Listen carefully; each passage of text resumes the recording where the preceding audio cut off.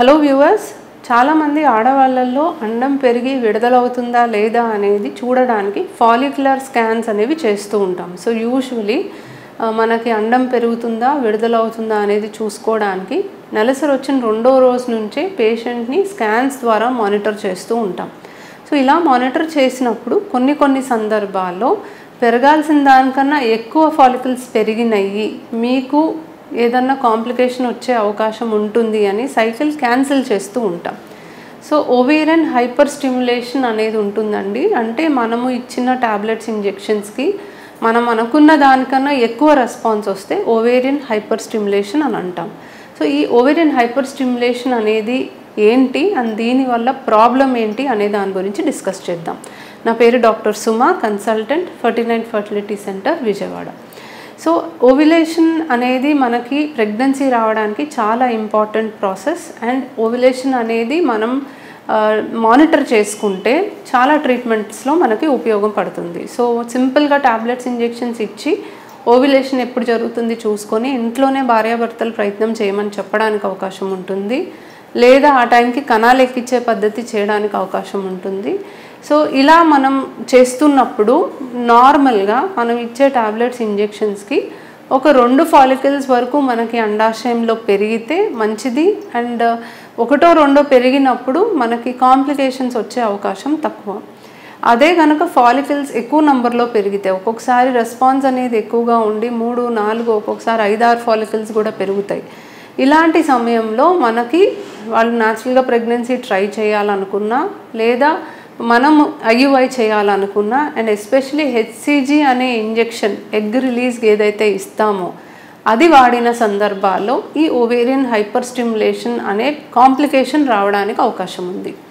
So ఈ complication basically ఎందుకు వస్తుంది అంటే కొంతమందిలో ఎక్కువ నెంబర్ ఆఫ్ ఫాలికల్స్ పెరిగినప్పుడు మనకి బాడీలో ఈస్ట్రోజన్ అనే హార్మోన్ ఎక్కువయ్యి అదే టైంలో హెచ్సిజీ ఇంజెక్షన్ మనం ఇస్తే బాడీలో కొన్ని పదార్థాలు అనేది సెక్రీట్ అయ్యి దీనివల్ల VEGF అని అంటాం ఎస్పెషలీ. సో ఇలాంటి కొన్ని పదార్థాలు సెక్రీట్ అయ్యి మనకి బ్లడ్ వెజల్స్ అన్నీ కూడా బాగా వాటర్ని బయటికి పంపించేలాగా మనకు ఒక వాతావరణం ఏర్పడుతుంది. సో దీనివల్ల మనకి బ్లడ్లో ఉన్న వాటర్ అంతా కూడా బయటికి వెళ్ళిపోయి వేరే స్పేసెస్లోకి వెళ్ళి లంగ్స్లోకి వెళ్ళొచ్చు, లేకపోతే పొట్టలోకి వెళ్ళొచ్చు.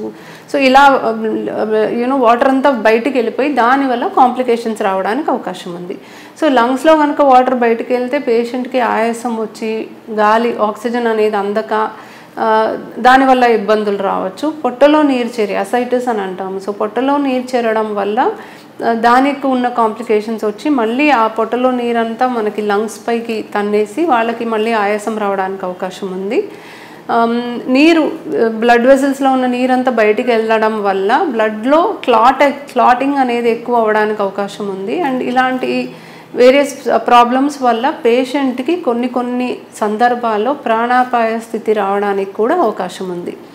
సో చాలా హెల్తీగా ఉన్న పేషెంట్ పిల్లల కోసం ప్రయత్నం చేస్తూ ట్రీట్మెంట్ తీసుకొని ఆ ట్రీట్మెంట్ వల్ల ఒక్కొక్కసారి సరిగ్గా మానిటర్ చేయకపోతే సరైన డెసిషన్ తీసుకొని ట్రీట్మెంట్ అనేది మనము ఆపాల్సిన అవసరం ఉండి ఆపకపోతే ప్రాణాపాయ స్థితికి వచ్చే అవకాశం కూడా ఉంటుంది. And ovarian hyper stimulation syndrome వల్ల కొన్ని సందర్భాల్లో డెత్ అయ్యే అవకాశం కూడా ఉంటుంది. సో మనము ట్రీట్మెంట్ అనేది కేర్ఫుల్గా చేసుకోవాలి. ఎస్పెషలీ హార్మోనల్ ఇంజెక్షన్స్ వాడినప్పుడు కంపల్సరీ ఫాలిక్యులర్ మానిటరింగ్ అనేది చేయాలి. అండ్ ఎక్కువగా ఫాలికల్స్ పెరిగితే హెచ్సిజీ ఇంజెక్షన్ని కంప్లీట్గా అవాయిడ్ చేయాలి. సో అలా అని భయపడి మీరు ఇంజెక్షన్స్ కానీ టాబ్లెట్స్ కానీ తీసుకోకుండా మానేసి పిల్లల కోసం ట్రై చేయకూడదు అని కాదు, మిమ్మల్ని భయపెట్టాలన్న ఉద్దేశం కాదు. బట్ కాంప్లికేషన్స్ వచ్చే అవకాశం ఉంది అండ్ దీన్ని మనం మానిటర్ చేయాలి. ఎవరు పడితే వాళ్ళు ఎట్లా పడితే వాళ్ళు ఏ ట్రీట్మెంట్ పడితే అది చేసుకోవడానికి వీలు లేదు అనేది హెచ్చరిక అనమాట. సో ఇది చాలా రేర్ కాంప్లికేషన్, చాలా తక్కువ మందిలో చూస్తాము. ఒక 10,000 మందిలో ఒకరికో ఇద్దరికో చూస్తాము. చాలా రేర్ కాంప్లికేషన్, కానీ ఎవరికైనా రావచ్చు. కాబట్టి సరిగ్గా మానిటర్ చేసి ట్రీట్మెంట్ చేసుకుంటే ఈ కాంప్లికేషన్ రాకుండా ఉండే అవకాశం ఉంటుంది.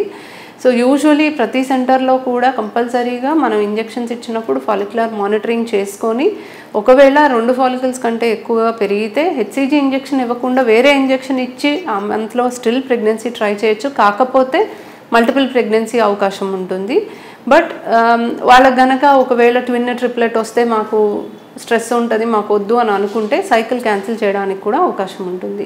సో ఇది ప్రివెంటబుల్ ప్రాబ్లమే, ప్రాపర్ మానిటరింగ్ చేసుకొని చేస్తాం కాబట్టి దీని గురించి భయపడాల్సిన అవసరం లేదు. Thank you.